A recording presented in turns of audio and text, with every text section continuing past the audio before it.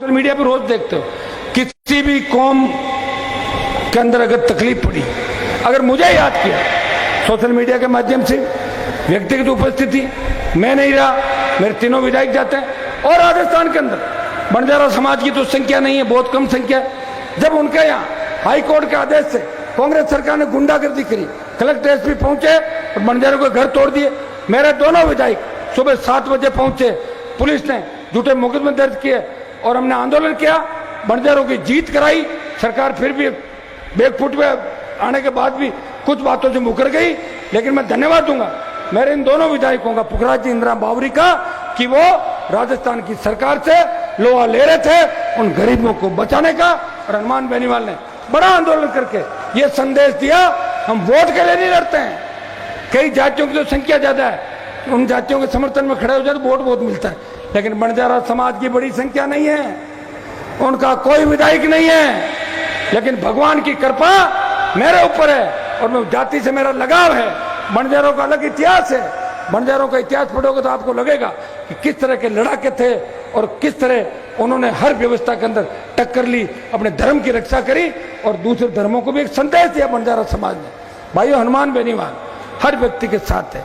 आपने देखा होगा, ये जरूर है कि निर्णय में लेता हूं तो सबको पूछ के लेता हूं। ये जितने मंच पे लोग बैठे, कई मेरे छोटे भाई सामने, मेरी बड़ी इच्छा थी मैं सबके भाषण कराता, लेकिन समय बहुत हो गया, बच्चे जिद करने लगे और बच्चों की भी इच्छा होती है सबकी कि जब हनुमान जी आए ना उस टाइम हम बोलेंगे। अब फिर तो क्या टाइम 1.5-2 घंटे का ही रहता है। तो मैं बच्चों से आह्वान भी करूंगा कि अगली जो रैली होगी उसमें इस बार बच्चों का जिनका नंबर नहीं आया स्वागत सत्कार या भाषण के अंदर, क्योंकि भाषण देना भी बहुत जरूरी है। मुझे अच्छी तरह याद है, अटल बिहारी जब प्रधानमंत्री था और नागौर में तो बीजेपी के अंदर हमारा ही परिवार साथ था, जयपुर की एक रैली थी, तो मैंने कहा बीजेपी के नेताओं को कि यार हमें माला तो पहनवा दो प्रधानमंत्री को। बोले नहीं नहीं, आपका नंबर नहीं आएगा, आपके समाज के तो 20 पहले से ऑलरेडी माला पहना रहे। वो स्थिति मैंने देखी और आज वही हनुमान बेनीवाल है। भारतीय जनता पार्टी और कांग्रेस के कद्दावर नेता समय मांगते हैं मिलने का। हनुमान जी टाइम दो, टाइम दो, आगे की रणनीति बनानी है, आगे की रणनीति आप बनाओ, मैं तो टाइम दे दूंगा, तुम दोनों का इलाज करूंगा 23 के अंदर राजस्थान में, मजबूती से लड़ूंगा। और ये अभी जो हमारा संघर्ष है ये आर्मी के मान और सम्मान का संघर्ष है। भाइयों, मुझे पता है आज कांग्रेस पार्टी ने सब जगह जानबूझ के प्रदर्शन रखे कि हनुमान जी के भीड़ कम हो, सारे विधायक मंत्री लगे जाके। अरे कांग्रेस वालों, तुम्हारा कंपटीशन मेरे से है कि बीजेपी से? मेरे से तो तुम्हारा कंपटीशन हो ही नहीं सकता, क्योंकि 23 में ज्यादातर गांव खाली रहेंगे जहां कांग्रेस के एजेंट नहीं मिलेंगे। बीजेपी से टाइम खराब करो, इधर मत उलझो। ये आरएलपी वाले 4-6 महीने बाद तो कांग्रेस वालों को घूमने देंगे राजस्थान के अंदर, झंडा दिखावा लगा दिख गया, हाथों झंडा भी उतार देंगे, उसको भगा देंगे। मुकाबला होगा राजस्थान के अंदर राष्ट्रीय लोकतांत्रिक पार्टी और भारतीय जनता पार्टी का राजस्थान के अंदर 23 के चुनाव के अंदर। जो करवट इस मारवाड़ की धरती से धरती पुत्रों ने लिए, किसान के बेटे 18 के अंदर भी मेरे साथ थे, तब नया था, मेरे पास संसाधन नहीं थे, अचानक चुनाव आ गए संघर्ष करते करते, लेकिन मुझे पूरा भरोसा है कि 23 के अंदर राजस्थान का किसान का बेटा, जोधपुर मारवाड़ जहां सबसे ज्यादा राजस्थान की 45 सीट आती है विधानसभा की, भाइयों जिधर मारवाड़ रहता है उधर राजस्थान की सत्ता रहती है। और अब की बार 45 सीटों में से सबसे बड़ा दल और सबसे ज्यादा कोई सीट जीतेगा वो राष्ट्रीय लोकतांत्रिक पार्टी के उम्मीदवार कांग्रेस और भारतीय जनता पार्टी को पछाड़ देंगे। ये थोड़ा थोड़ा हाथ खड़े करा दूं क्या? एक बाड़मेर वाले, और सुनो, डबल हाथ मत खड़ा करना, कहीं बाड़मेर कह के नागौर में फिर कर दो हम लोग। और जोधपुर देखो, सही से हाथ खड़े करना है, आगे नहीं तो फिर वैसे चला जाए। 1 मिनट रुको। और नागौर तो ये तो तीनों बराबर टक्कर में ही है, तीन बराबर। नागौर रुको, और जोधपुर तो आगे है ही, वहां तो रैली कर ही रहा हूं ना मैं। अरे भाई, जोधपुर वाले तो मेजबान हो आप लोग, तो मेजबान तो ज्यादा रहेगा ही रहेगा, लेकिन बाड़मेर के दोरा धरती से, नागौर के 400 किलोमीटर नावा के छोर से किसान के बेटे अपने अपने साधनों से आए, और जोधपुर के प्रत्येक गांव से, और विशेषकर जोधपुर का जो हमारा नौजवान है जो यूनिवर्सिटी में पढ़ता है, या लंबे समय से जोधपुर के अंदर भी कई इलाके गांव जो पेरीफेरी के गांव की तरह है, वहां से आप सब आए। मैं 36 कौम के मेरे भाइयों को धन्यवाद दूंगा कि हाँ, तेजा जी के भक्तों के साथ साथ रामता पीर के भक्त, भगवान जम्बेश्वर के भक्त, दशनाथ जी के भक्त और बालाजी महाराज के भक्तों पर सारे ही बालाजी का जयकारा करते हैं।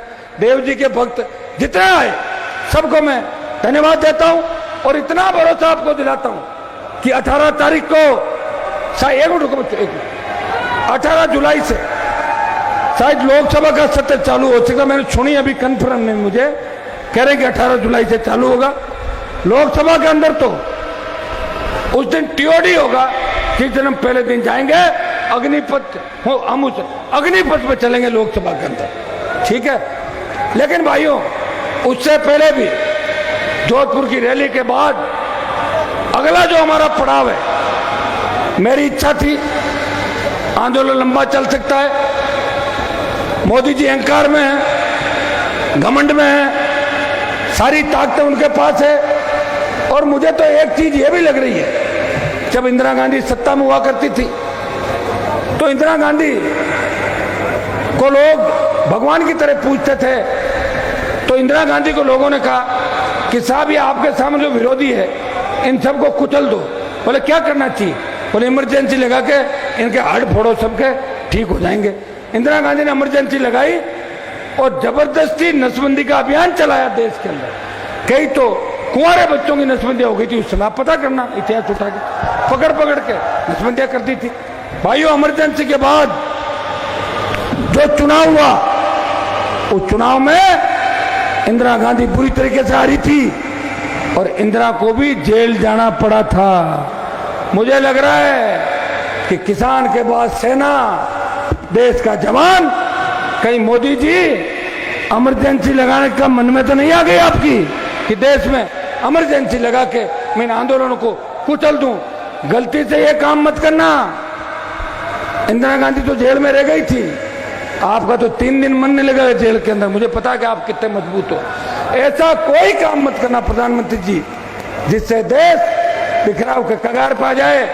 मैं पुनः प्रधानमंत्री से अपील करूंगा कि जवान जिन्होंने 2014 और 19 के अंदर मोदी को सत्ता के शिखर पर बिठाया, ये देश के वही किसान के बेटे थे जिन्होंने मोदी के लिए बूथों पे कब्जा कर लिया था, जो हमें भी नहीं मान रहे थे, मोदी मोदी कर रहे थे।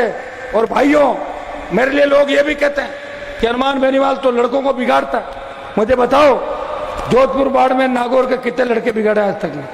बिगाड़े क्या वो लड़के?